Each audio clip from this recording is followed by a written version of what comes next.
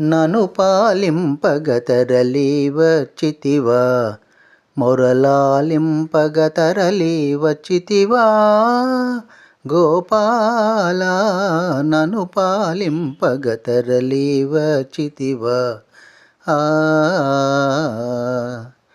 కంసుని చెరసాలలో ఖైదీవై పుట్టావు, కాంతల కౌగిళ్లలో ఖైదీవై పెరిగావు.